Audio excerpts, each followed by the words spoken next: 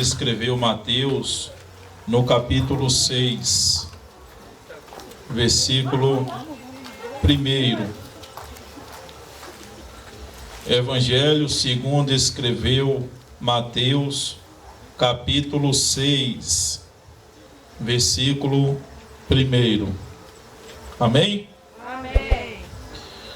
Guardai-vos de fazer a vossa esmola diante dos homens, para serdes visto por eles.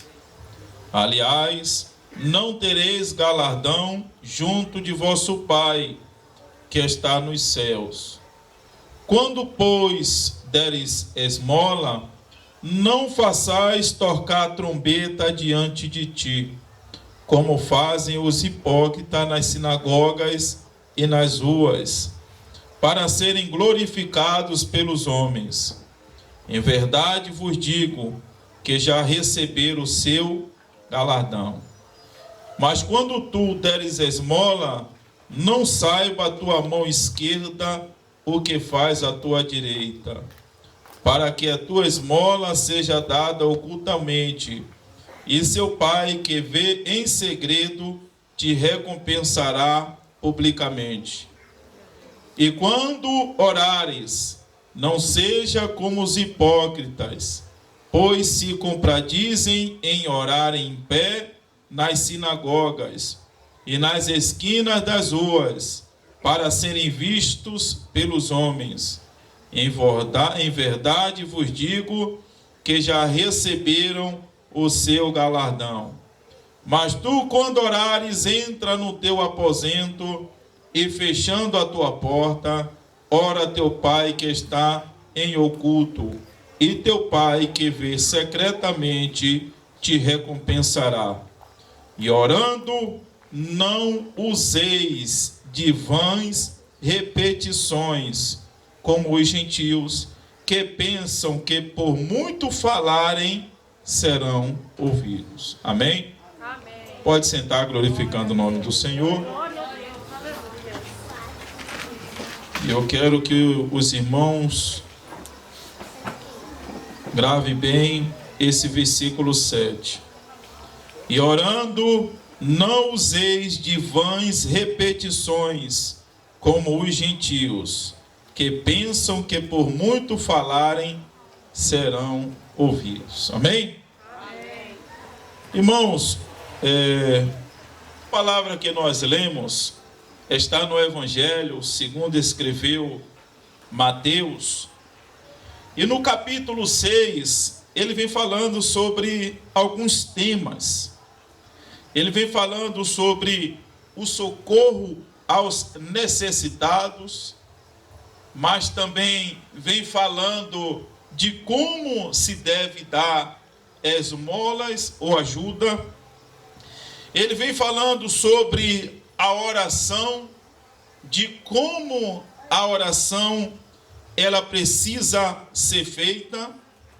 Ele vem falando também de como o cristão ele deve estar apregoando um jejum sobre a sua vida, como ele fazer esse jejum. E no capítulo 6 também vai falar de como nós devemos lidar com as riquezas materiais. O nosso evangelista Desci, no capítulo 5, ele veio falando sobre as bem-aventuranças. Eu pensei que ele ia chegar no capítulo 6. Eu fiz: Jesus, segura o vaso aí.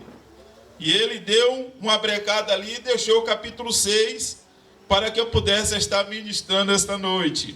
Glória a Deus. Mas nós vemos que Deus está, através do Espírito Santo, concordando esta palavra. E o que eu quero falar hoje está no versículo 7. E orando, não useis de vãs repetições, como os gentios, que pensam que por muito falarem serão ouvidos. Então, Jesus está dizendo que a vã repetição, a oração falada várias vezes, ela não é ouvida. E a gente fica a se perguntar: Mas, e como é que fica, pastor, as campanhas que nós fazemos, que nós colocamos os propósitos diante de Deus, e nós estamos ali falando junto com a amada igreja, o mesmo propósito, a mesma coisa, várias semanas,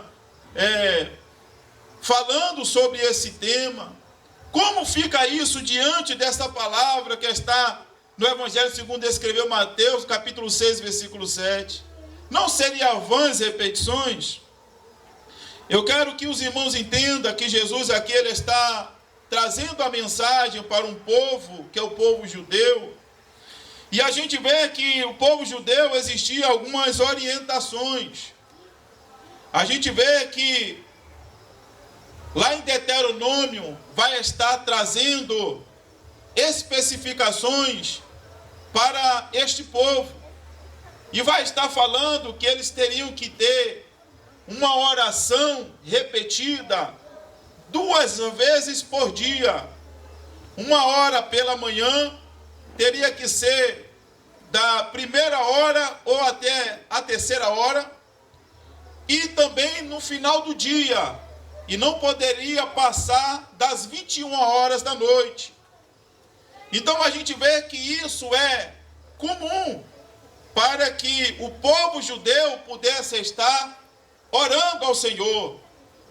E a gente vai ver que são 3 passagens bíblicas que eles precisariam estar falando. Então a gente vê que dentro desse contexto que havia obrigações para os judeus no horário da manhã e no horário ao entardecer, ou no horário da noite.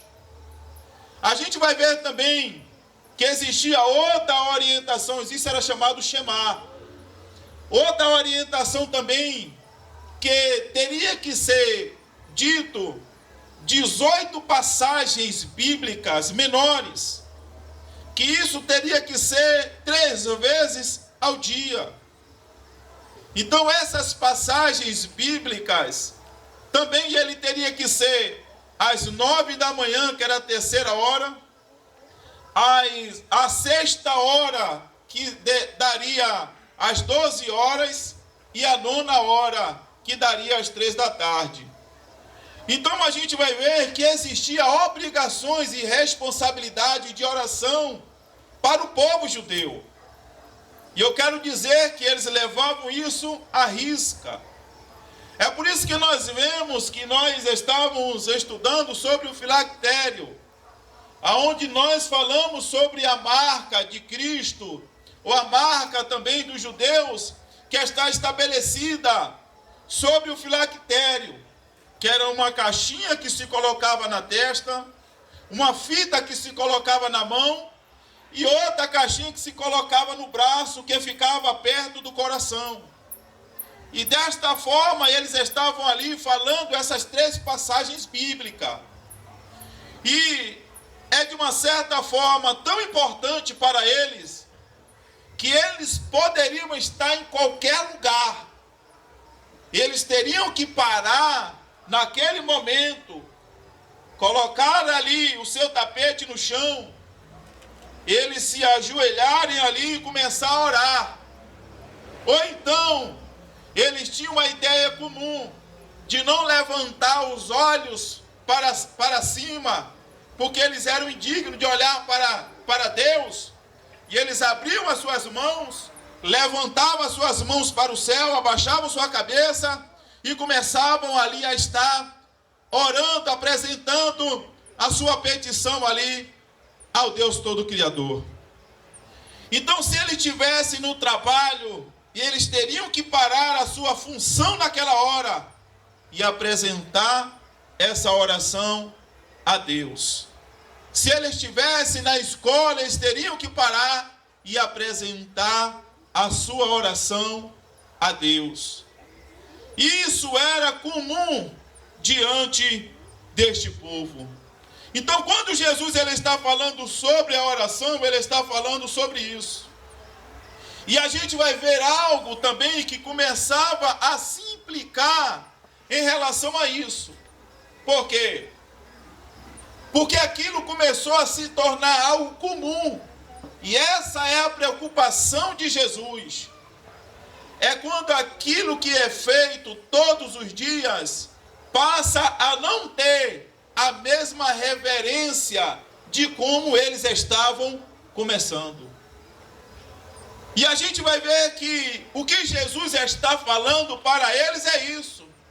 Vocês estão fazendo a coisa certa, porém, está se fazendo de uma forma errada, pois está se tornando uma coisa vazia, ao ponto de eles estiverem perseguindo alguém para poder tirar a sua vida. E na hora que chegar o momento da oração, eles pararem de perseguir aquela alma e eles apresentarem a sua oração a Deus, proclamar a palavra, apresentar a Deus ali a sua oração, e quando acabar a oração, ele continuar a perseguir aquela pessoa para poder tirar a sua vida. O que Deus está falando, na verdade, não é que nós devemos não orar. É que nós devemos estar orando com intensidade. E se nós olharmos para os nossos dias atuais, o cristianismo não está longe disso. Pois foi-se ensinado de como nós éramos menores, que quando a gente fizesse algo de errado e nós fôssemos confrontados em relação a isso, nós passávamos a pegar a oração do Pai Nosso 3 vezes ou 10 vezes para que aquilo pudesse ser aplacado. Era como uma penitência para a nossa transgressão. Quer dizer, o que faria com que aquela transgressão pudesse ser aplacada era a gente pegar essa oração e estar fazendo a mesma oração 10 vezes. Isso é o que? Vã repetição. E isso se tornou comum. Quando a pessoa ia lá para fora, fala, não, eu vou estar transgredindo aqui, mas depois eu vou orar 10 vezes o Pai Nosso e está tudo concretizado. Já está tudo agora tranquilo. Porque agora a oração está se tornando uma coisa formal. E quando Jesus está falando sobre isso, ele está trazendo essa ideia. E a gente vai ver também que começou agora dentro do povo de Israel, que eles chegaram a um momento de dizer que a oração não poderia ser vista em lugares públicos, em casa ou na rua, que essa oração teria que ser no templo, porque se não fosse no templo, não valeria a oração. E a gente vai ver que Jesus também está confrontando isso e dizendo negativo. Se você estiver dentro da sua casa, se coloca dentro do seu quarto, apresenta a oração a Deus que também será ouvida. Jesus aqui ele não está dizendo que não pode ser feita uma oração em público. Jesus aqui não está dizendo que não pode ser feita uma oração na congregação. Porque nós sabemos e temos entendimento e experiência que quando nós oramos dentro da igreja, a atmosfera é diferente. Por quê? Porque na verdade dentro da igreja está a congregação, todos em único só propósito, e o céu desce. Porque a palavra diz, onde tem 2 ou mais pessoas presentes, lá o Senhor estará. E dentro da congregação também tem os dons espirituais para que Deus possa estar trabalhando em favor da sua igreja. Na nossa casa, em oração, Deus também nos reveste e traz resposta. Jesus ele não está impedindo que nós viemos orar em público nas praças. Jesus não está impedindo que a gente venha na congregação orar. O que Jesus está dizendo é que a intensidade que você ora dentro da igreja, que você fala alto, que você sapateia, que você pula, deve ser a mesma intensidade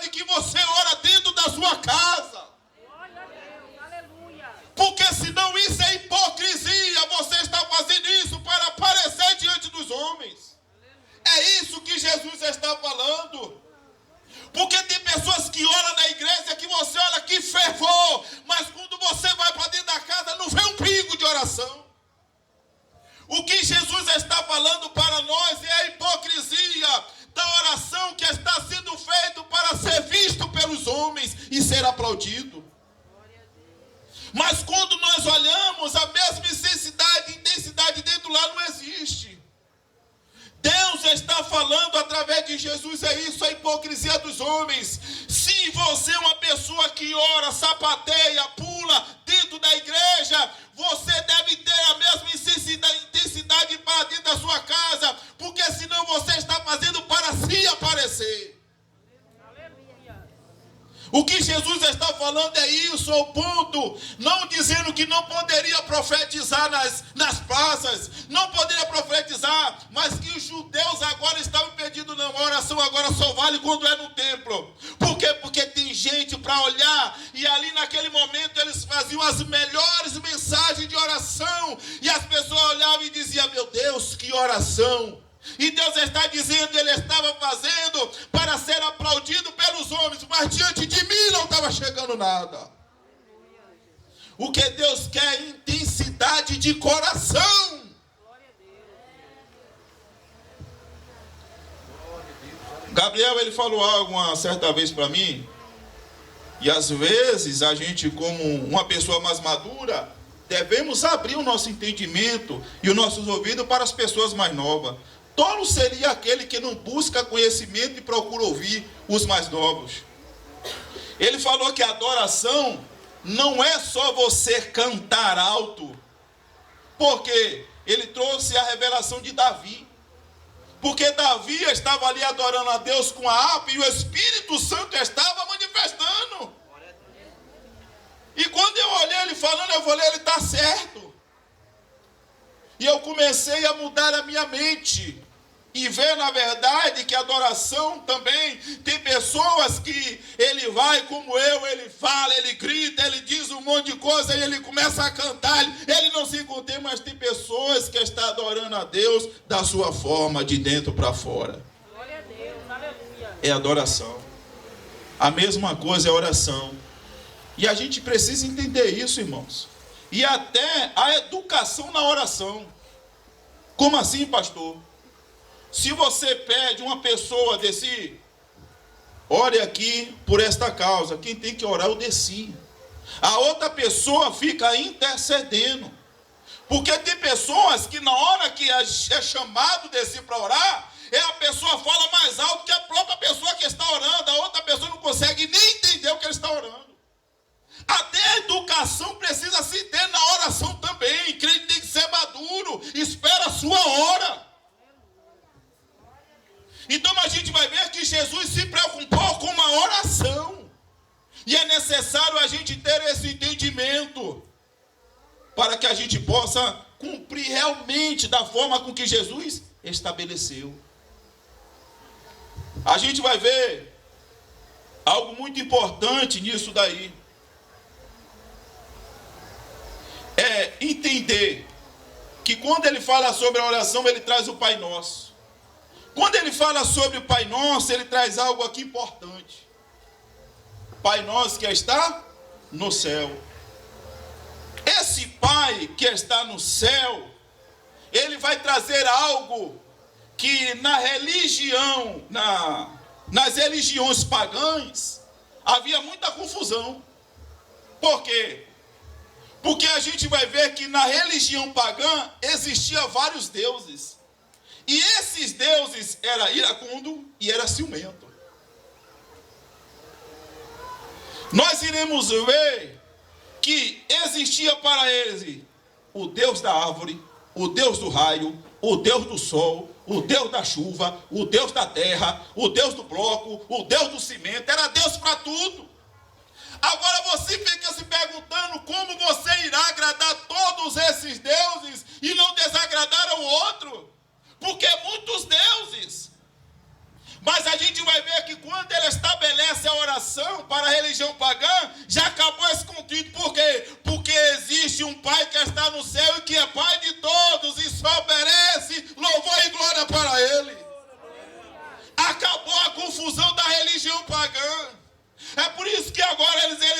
orou com intensidade. Quando Paulo vai lá pregoar, fala, não, mas existe a Deus da fertilidade. Ele diz, não, só existe um Deus que fez o céu e a terra. E esse Deus é Jesus Cristo, aleluia. Quando ele fala sobre a oração, está dizendo que existe um Deus que está lá ouvindo a nossa oração e trazendo resposta. E não precisa estar buscando vários deuses. E esse Deus é um Deus que ama e quer se relacionar com o seu povo. Não é ciumento nem iracundo. Aleluia. E a gente vai ver uma palavra, santificado seja o teu nome. Essa palavra santificado, ela traz algo importante na oração. O que é santificado? Santificado, ele quer dizer separado. Santificado, ele quer dizer diferenciado. Quando a gente fala assim, olha, o altar é santo, quer dizer que o altar, ele é separado. Ele é diferente dos outros altares. Quando ele vai dizer que a igreja é santa, ela vai dizer que a igreja, o templo é separado, é diferenciado das outras construções. Quando ele vai dizer que o povo de Deus tem que ser santo, é que o povo de Deus é separado, ele é diferenciado das pessoas comuns que estão no mundo. E quando ele vai dizer, santificado seja o teu nome, está dizendo que o nome dele é separado e é diferenciado de todos os nomes de que nós conhecemos, aleluia. E é isso que ele está falando, que nós devemos olhar com referência, na verdade, a este nome, aleluia. E é dessa forma que nós olhamos a oração. Porque quando nós olhamos a oração por esse nome que está sendo diferenciado, que não é qualquer nome, a gente tem agora referência, a gente entrega de corpo e alma, e a gente não fica se preocupando com aqueles que estão ouvindo a nossa voz. A gente quer agradar a Ele, aleluia. E do jeito que a gente é aqui, a gente é em casa. Glória a Deus. Nós iremos ver no Evangelho segundo escreveu Lucas, no capítulo 18. Quem está entendendo, dá glória a Deus. Glória a Deus. Versículo 1 diz assim: disse-lhes também uma parábola sobre o dever de orar sempre e nunca desfalecer, dizendo: havia numa cidade um certo juiz que nem a Deus temia, nem respeitava o homem. Havia também naquela mesma cidade uma certa viúva que ia ter com ele, dizendo: faze-me justiça contra o meu adversário. E por algum tempo não quis atendê-la, mas depois disse consigo: ainda que não tema a Deus, nem respeite os homens, todavia, como esta viúva me molesta, hei de fazer-lhe justiça, para que enfim não volte e me importune muito. E disse o Senhor: ouve o que diz um injusto juiz. E Deus não fará justiça aos seus escolhidos, que clamam a Ele de dia e de noite, ainda que tardio para com eles? O que é isso? Não é persistência? Mas Jesus disse que não era para usar de vã repetição. Vã repetição de uma forma vazia. De uma forma que não alcance a Deus da forma que Ele precisa ser alcançado. Mas a gente vê aqui na vida dessa viúva que na verdade aqui ele está trazendo uma diferença entre o juiz que é da terra e o juiz que é do céu. Na escola bíblica, assim como o evangelista Desi falou aqui não haverá justiça plena. E eu expliquei por quê. Porque na verdade quem promove a justiça aqui são homens. E o homem, ele é injusto. Como assim injusto? Ele muda conforme a situação. Se nós temos um filho que mata alguém, a gente fala, ele errou, ele precisa de misericórdia. Mas se nós temos um filho que é morto por alguém, a gente fala, tem que morrer. Matou o meu menino. Então a justiça do homem, ela não tem como ser plena. Por quê? Porque o homem muda conforme a circunstância. Quando é com ele, ele pensa de um jeito. Mas quando é com outro, ele pensa de outra forma. Então, é como um casamento. Um casamento, ele não tem como ser perfeito. Por quê? Porque se casa-se uma pessoa imperfeita, junto com outra pessoa imperfeita. Como você tornará um casamento perfeito?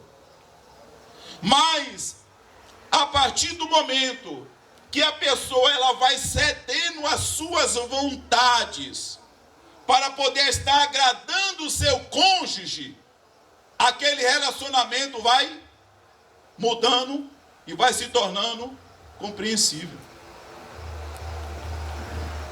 E nós devemos ter isso em nossa mente. A justiça plena só irá acontecer no milênio, quando Jesus Cristo voltar para essa terra. Então, muitas das vezes nós seremos injustiçados, mas assim como Mateus no capítulo 5 falou, bem-aventurados os injustiçados. Por quê? Porque eles verão a justiça de Deus, aleluia. E assim como o evangelista falou, a gente vai olhar e vai dizer, valeu a pena guardar a fé e a justiça de Deus nessa terra. Nós iremos ver diante desta mulher que ela apresenta um juiz e uma causa. A causa dela era uma causa justa. Uma causa que ela merecia justiça.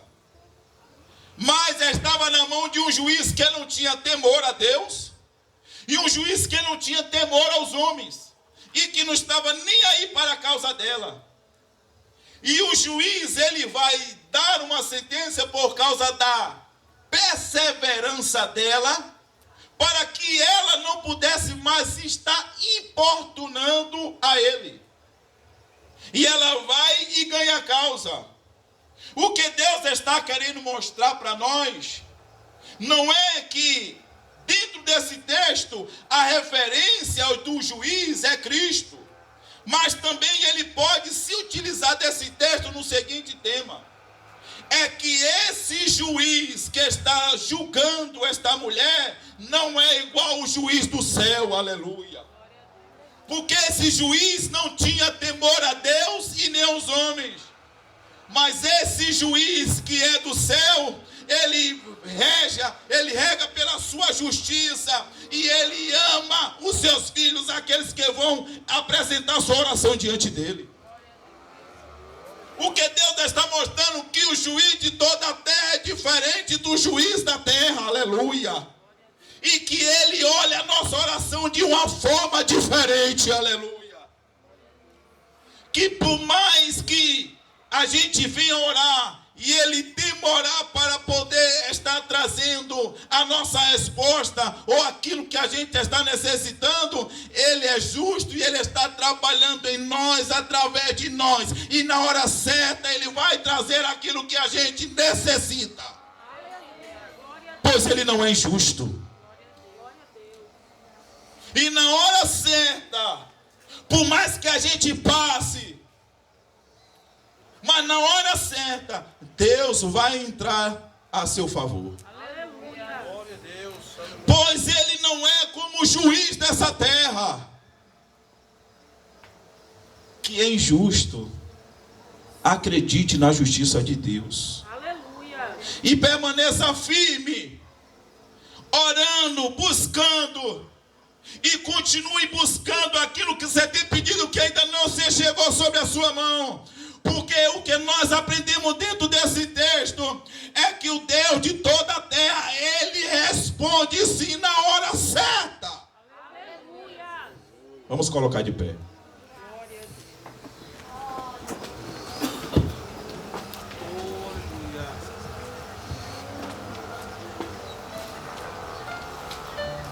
O que Jesus estava falando sobre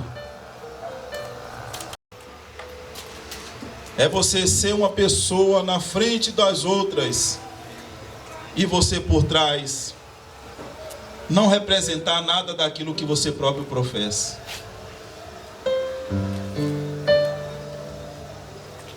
A hipocrisia no meio da igreja.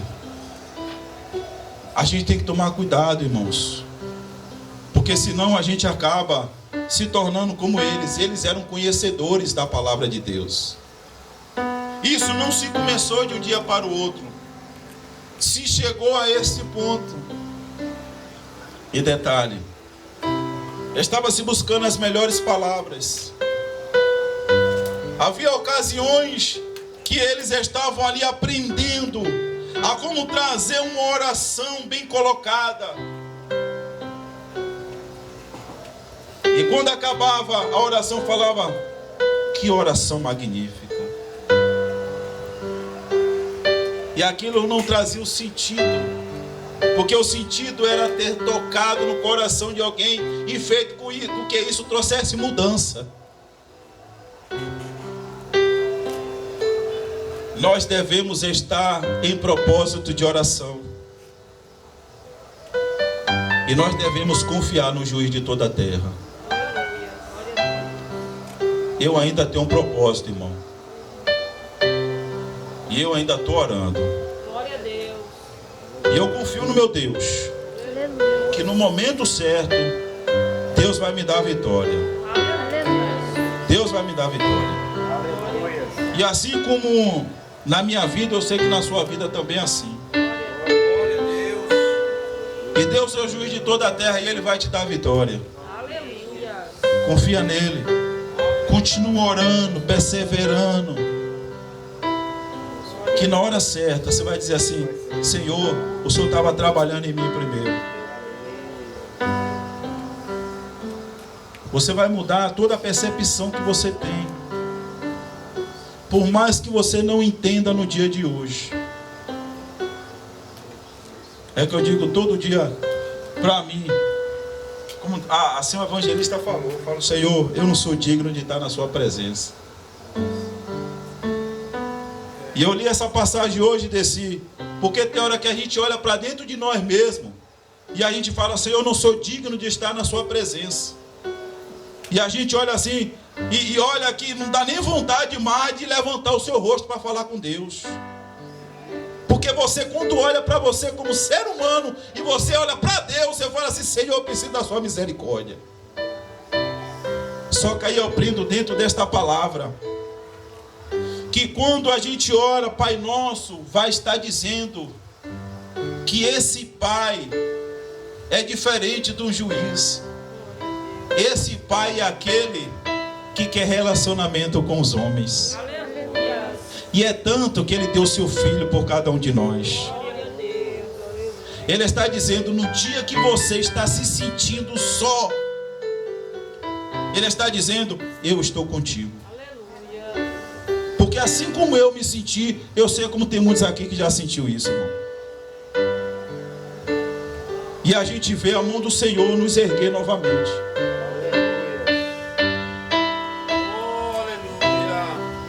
Isso é quando nós olhamos para Deus, irmão. Quando a gente olha para a santidade de Deus.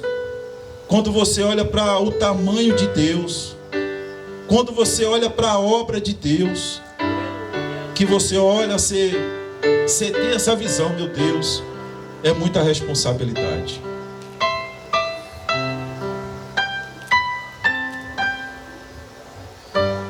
Eu tenho o meu propósito. Você tem o seu? Glória a Deus. Quem tem propósito aí que até hoje está orando e ainda não recebeu resposta? Aleluia. Continue firme. Continue firme. Eu digo para você, irmão, eu não largo o Senhor por nada. E Ele também não vai me largar. Não largo por nada. E permaneço, Senhor, estou firme dentro do seu propósito. Estou firme dentro daquilo que o Senhor estabeleceu para a minha vida. E não vou arredar o pé de jeito nenhum. Continue firme dentro desse propósito. Pois assim, como Deus ele está manifestando o seu querer, Ele vai dizer: pedi, pedi, dar-se-vos-á. Batei, batei, e abre-se-vos-á. Quem pede, recebe. Fecha teus olhos. Peça a Ele agora. Senhor Deus da glória, nós estamos aqui, Senhor, para apresentar com sinceridade a nossa oração, Senhor. E não, meu Deus, para que os homens venham a ver, mas é sinceridade de coração. A primeira coisa é nos apresentarmos diante do Senhor e olhar, Senhor, como nós somos pobres de espírito. E precisamos a cada dia que o Senhor, meu Deus, venha estar nos dando força, nos levantando, pegando em nossa mão e dizendo: fica firme, continue, caminhe. Eu estou contigo. Mesmo muitas das vezes nós olhamos para nós e dizemos: nós somos indignos, Senhor. Olham para nós, Senhor, nós somos dignos, Senhor, de receber a Tua graça, desse tão grande chamado, de o Senhor nos chamar de filho, de herdeiro, de príncipe. Eita Deus maravilhoso, aleluia! Mas diante desta palavra, nós queremos apresentar a nossa petição ao Senhor e dizer: Senhor, entra nessa causa, Senhor, nos dá vitória, Senhor, muda a situação, Senhor, nos dá uma resposta, Senhor, trabalha através da minha vida, trabalha, Senhor, na vida desta pessoa, trabalha nessa situação, coloca a Tua mão, Jesus, em nome de Jesus, nós cremos na Tua palavra, traz resposta.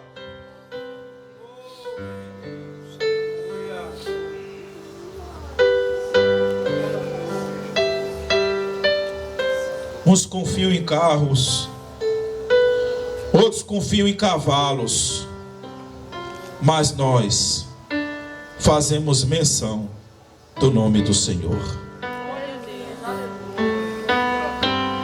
Estamos aqui, Senhor, esta noite fazendo menção do Teu nome e dizendo: Senhor, nós somos pobres de espírito e precisamos a cada dia da força que vem do céu, do entendimento, da fé, da esperança e da provisão que só pode vir do alto.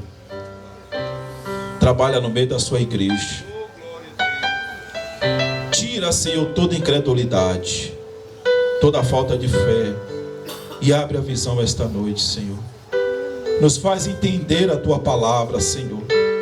Nos faz mudar diante desta palavra, Deus. Nos faz enxergar a cada dia, meu Deus, que o Senhor tem o melhor para nós. Em nome de Jesus.